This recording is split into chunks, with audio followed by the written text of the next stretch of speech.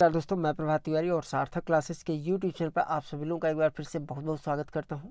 दोस्तों, एक कमेंट्स में आप लोगों का देख रहा था अपने यूट्यूब चैनल के थ्रू भी, और एक दो लोगों ने मुझे मैसेज भी किया था, तो मुझे लगा कि इस टॉपिक पे वीडियो बनाना चाहिए और निश्चित तौर पे इससे आप लाभान्वित हो सकते हैं।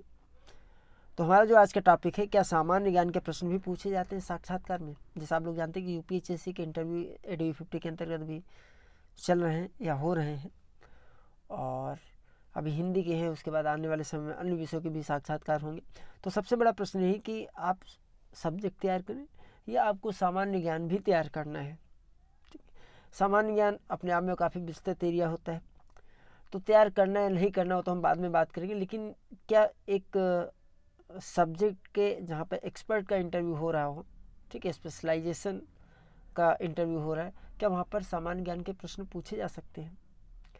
तो देखिए, हमारा मानना है कि जो एक शिक्षक होता है उसको अपने सब्जेक्ट का ज्ञान तो होना ही होना चाहिए। उसके साथ ही साथ आपके समाज में क्या घटित हो रहा है, आपकी जो संस्कृति वो क्या है, इसके विषय में भी बेसिक जानकारी होनी चाहिए। नो डाउट इससे संबंधित क्वेश्चन हो सकते हैं। अब क्या इससे संबंधित क्वेश्चन हो सकते हैं, तो इसके लिए हमें एक पूरा जीके का पार्ट पढ़ना है। क्या हम बुक्स लेके पूरी हिस्ट्री पढ़ें, ज्योग्राफी पढ़ें, जैसा कि हमने जीके पार्ट की तैयारी की थी? तो बिल्कुल भी नहीं। इसका देखिए जवाब ये नहीं हो सकता है, क्योंकि जो यूपीएससी का इंटरव्यू है, जहाँ पर एक्सपर्ट की तलाश है अपने विषय में, वहाँ पर जीके के प्रश्न आपसे पूछे तो जाएंगे, लेकिन क्या वो डायरेक्ट पूछे जाएंगे? तो ऐसा नहीं है। देखिए, ये प्रश्न होते कहाँ हैं, इसको आप बिल्कुल समझ लीजिए। क्या तरीका होता है, तर्क क्या कहता है और हमारा अनुभव क्या कहता है, जो अभी ADV 47 से लेके और आज तक का जो हमारा अनुभव है 300-400 अभ्यर्थियों के इंटरव्यू का। तो मैंने पाया है कि जो आपसे जीके जीएस के क्वेश्चन होते हैं वो डायरेक्ट ना होके आपकी प्रोफाइल में से, या आप जो जवाब देते हैं वहाँ से जो क्रॉस क्वेश्चन होते हैं, या जो करंट के इशू हैं, ये तीन वो एरिया हैं जहाँ से आपके जीके जीएस के प्रश्न होते हैं। मैं उदाहरण के तौर पे बता रहा हूँ। देखिए, आपने तो बहुत सारे वीडियो अलग अलग लोगों के सुने होंगे, देखे होंगे। लोग आते हैं, अपना वीडियो बताते हैं कि हमारा एक्सपीरियंस क्या रहा पिछले इंटरव्यू का। हालांकि उनका सिलेक्शन हुआ या ना हुआ वो सेकेंडरी मैटर है। तो उस कंडीशन में लोग अपना इंटरव्यू आके शेयर करते हैं। तो पर्सनल देखिए, वो तो अपना ही शेयर कर पाते हैं, क्योंकि हमारे पास तो बहुत सारे अभ्यर्थी हैं जिनसे मैं बात करता रहता हूँ इंटरव्यू के बाद। तो लोगों ने मुझे जो बताया और जीके जीएस की जो प्रश्न की फ्रेमिंग निकल के वो कैसे आई, उदाहरण के तौर पर मैं आपको एग्जांपल देता हूँ, अपनी वाइफ का ही दे देता हूँ। कि पिछली बार जब उनका इंटरव्यू था तो पूछा गया था जाते कि आप ये बताइए आपने ग्रेजुएशन कहाँ से किया है। तो इन्होंने नाम बताया, पहले तो यूनिवर्सिटी का नाम लिया। तो एक्सपर्ट ने पूछा प्रॉपर उस यूनिवर्सिटी कैंपस से, तो उन्होंने बताया नहीं, ये आर्य महिला PG कॉलेज। अब आर्य सब जो है क्लिक कर गया इंटरव्यू बोर्ड मेंबर्स के सामने, और उन्होंने आर्य सब पर ही करीब 5 से 10 मिनट का इंटरव्यू ले लिया था। क्या पूछा? दयानंद सरस्वती जी को आप जानते हैं, कौन सी बुक है इन्होंने लिखी, बचपन के इनका क्या नाम था, इनकी शिक्षाएं क्या थी, क्या हिंदू धर्म मूर्ति पूजा का ये मानते थे ना, या विरोध करते थे। अब देखिए, ये जो भी दयानंद सरस्वती आ गया, यहाँ से जो भी आर्य धर्म की शिक्षाएं आ गई, ठीक, ये सब क्या है, ये तो जीके जीएस का पार्ट आ गया। तो कहीं ना कहीं अगर जीके और जीएस के क्वेश्चन होते तो ये देखिए आपको फाइंड आउट करना पड़ेगा वो एरिया। इसके लिए आपको जो आपकी पर्सनल प्रोफाइल है वो बहुत ध्यान से तैयार करनी होगी। इसके अतिरिक्त क्या है कि जो करंट इशू है वहाँ से क्वेश्चन हो सकते हैं। जैसे मान लीजिए अभी चुनाव के रिजल्ट आए, ठीक है, किसी पार्टी को इसमें विजय मिली, किसी को अपार सफलता मिली, किसी को कम सफलता मिली, कुछ भी ये मैटर हो सकता है। लेकिन आपसे तो प्रश्न बन सकते हैं ना, सिंपल तरीके से हो सकता है। मजाक के रूप में आपसे थोड़ा सा हल्के फुल्के मूड में क्वेश्चन हो जाए कि ये चलिए भाई किसको वोट दिया था आपने, आप ये बताइए कि ये जो पार्टी है इसके हाल के कारण क्या रहे हैं, किस पार्टी को कितने जो है कितना बहुमत है, कितनी सीटें मिली हैं, अच्छा आप कहाँ से हैं, ठीक है, आपके यहाँ विधायक कौन विजयी हुआ है। तो बहुत सारे क्वेश्चन बन सकते हैं, क्योंकि देखिए जो इंटरव्यू है वो आपके ज्ञान का मूल्यांकन नहीं है। मैंने पहले भी वीडियो में बोलता रहा हूँ, मैं आज फिर बता रहा हूँ, आपके ज्ञान का मूल्यांकन नहीं है। आपने आज तक जो ज्ञान अर्जित किया है उसको कैसे स्मार्ट तरीके से आप प्रदर्शित करते हैं, आपका प्रेजेंस ऑफ माइंड क्या है, इन सारी चीज़ों का जो है अवलोकन वहाँ पर किया जाता है। अच्छा, एक गलती लोग और भी करते हैं, मैंने अक्सर ऑब्जर्व किया हुआ है कि लोग देखिए दो चीज़ें होती हैं, एक क्वालिटी और एक क्वांटिटी।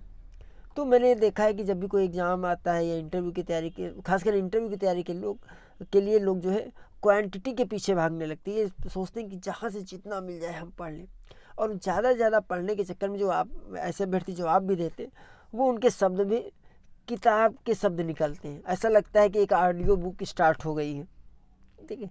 तो मुझे लगता है कि आप लोगों को जो क्वांटिटी है उधर न जाके क्वालिटी की तरफ भागना चाहिए। तो हम लोग अपने टॉपिक में आ जाते हैं। क्या सामान्य ज्ञान के प्रश्न भी पूछे जाते हैं साक्षात्कार में? तो जैसा हमने आपको बताया कि आप इसके लिए अपनी एकेडमिक प्रोफाइल सही तरीके से चेक कर लीजिए, कहाँ कहाँ पर कौन सा क्वेश्चन जीएस से या जीके संबंधित बन सकता है। प्लस दूसरा तरीका है कि जो भी आप जवाब दें उसमें अगर आप इस तरह के टर्म यूज़ कर रहे हैं जो कहीं ना कहीं जीके और जीएस से कोरिलेट करते हैं, तो फिर वहाँ से क्वेश्चन हो सकते हैं। सपोज दैट आपसे कुछ पूछा गया और उसमें आपने पर्यावरण शब्द का नाम ले लिया।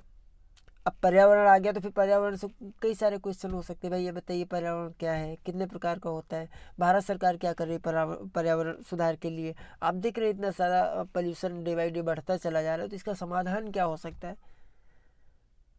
पर्टिकुलर जो आपका PM 2.5 नाम सुना होगा, क्या है ये। तो बहुत सारे क्वेश्चन बन सकते हैं। तो अगर आपको जीके जीएस के प्रश्नों से थोड़ा सा बच के निकलना है, तो उसके लिए आप कोशिश कीजिए कि ऐसे शब्दों का प्रयोग आप कम से कम कीजिए जहाँ से इस तरह के क्वेश्चन हो सकते हैं। अगर डायरेक्ट क्वेश्चन की बात करें जीके जीएस की, तो मुझे नहीं लगता कि डायरेक्ट जो है आपसे क्वेश्चन होंगे। हालांकि देखिए उन विषयों को यहाँ पर हम छोड़ दें, जैसे कि हिस्ट्री का है। अगर हिस्ट्री का क्वेश्चन आ रहा है तो आप उसको आप चाहे विषय मान लीजिए और चाहे आप अपना इतिहास मान लीजिए। लेकिन वही साइंस के स्ट्रीम का कोई अभ्यर्थी और उससे अगर पूछा जाता है जीएस या जीके का क्वेश्चन, तो उनसे संभावना बहुत कम है। हाँ, जब उनसे बात होने स्टार्ट होगी, उनकी प्रोफाइल के विषय में पूछ लिया जाएगा या सब्जेक्ट में वो टर्म ऐसे यूज़ करते हैं, ठीक है, जिनका संबंध कहीं ना कहीं जीके और जीएस हो, तो फिर वहाँ से क्वेश्चन हो सकते हैं। और ऐसे प्रश्नों में अच्छा एक चीज़ और है, मैंने ये ऑब्जर्व किया है, काफ़ी इंटरेस्टिंग है, आपसे शेयर कर लेते हैं कि लोग ये जानने की कोशिश करते हैं कि दूसरे अभ्यर्थियों से क्या क्वेश्चन हुए। तो आप हर अभ्यर्थी ये जानना चाहता है कि भाई जिसका इंटरव्यू है उसको क्वेश्चन हमें पता चल जाए। तो देखिए क्वेश्चन चल जाने से अगर कोई अभ्यर्थी ये समझता है कि हमें अगर सारे प्रश्न पता चल जाए तो हमारा इंटरव्यू अच्छा हो जाएगा, तो ऐसा बिल्कुल भी नहीं। क्योंकि प्रश्न में दिक्कत नहीं, प्रश्न तो अपने आप ओपन है, आप अपने आप से बहुत सारे प्रश्न बना सकते हैं। आप अपनी CV लेके बैठ जाइए, 50 क्वेश्चन वहाँ से निकल आएंगे। आप पाठ्यक्रम लेके बैठ जाइए, क्वेश्चन बनाते जाइए, जवाब देते जाइए, कोई एंडिंग नहीं। सपोज दैट होता क्या है कि जो आपका जवाब देने का तरीका है वो आपको बिल्कुल दूसरों से अलग खड़ा करता है। सपोज दैट मैं आपको एक एग्जांपल देना चाहूँगी। मान लीजिए एक पद है, उसके लिए 3 अभ्यर्थियों को इंटरव्यू के लिए बुलाया जाता है और तीनों लोगों से एक ही क्वेश्चन पूछा जाता है। सच मानिए तीनों लोगों के जवाब अलग अलग होंगे और उसमें सिलेक्शन तो किसी एक का होगा ना।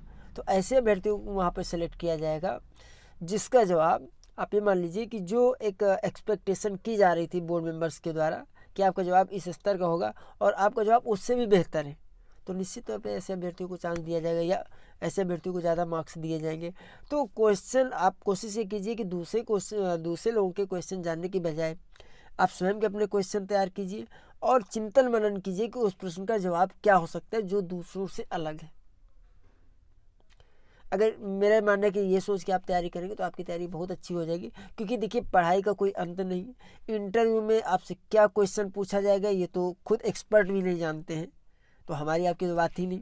लेकिन हाँ, एक पूरा जो तरीका है उसे अगर आप फॉलो करते हैं, डे बाय डे आप जो है चिंतन मनन करते हैं अपने प्रश्नों का, कैसे एक कम से कम शब्दों में आप जवाब दे सकते हैं, इसकी आप प्रैक्टिस करते हैं, ठीक है, आपके अंदर वाकपटुता है, तो निश्चित तौर पे आप इंटरव्यू में अच्छा कर पाएंगे। अच्छा एक चीज़ और है, मार्क्स जो है आपको उसमें नहीं मिलते जो अभ्यर्थी जवाब देता है, मार्क्स तो उसमें मिलते जो आपने जवाब दिया उसका मैसेज सामने वाले ने कैसे लिया।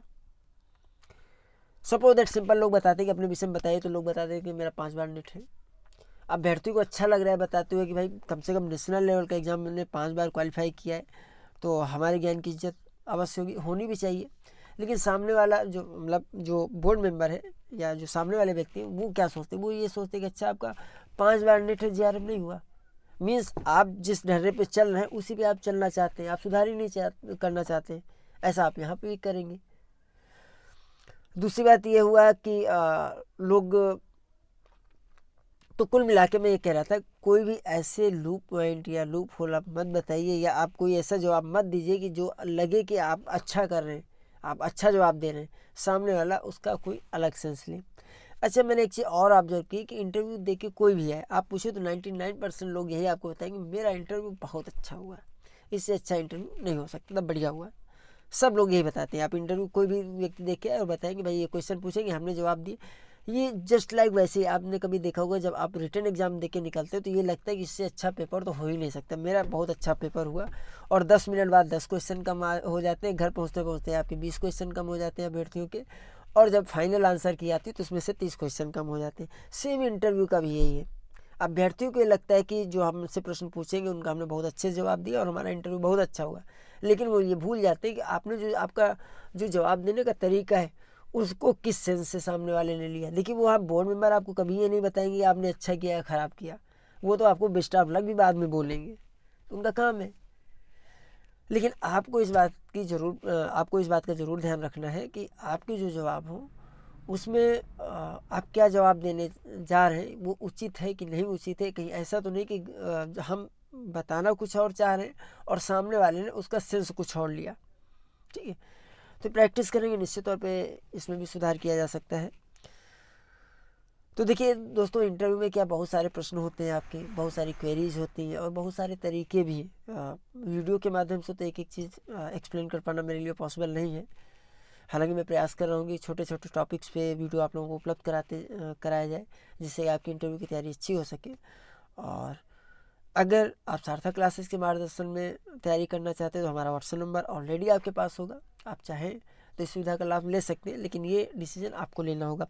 तो आज के वीडियो में दोस्तों इतना ही। हम आपसे फिर मिलते हैं अगले वीडियो में कुछ नई जानकारी के साथ। तब तक के लिए नमस्कार।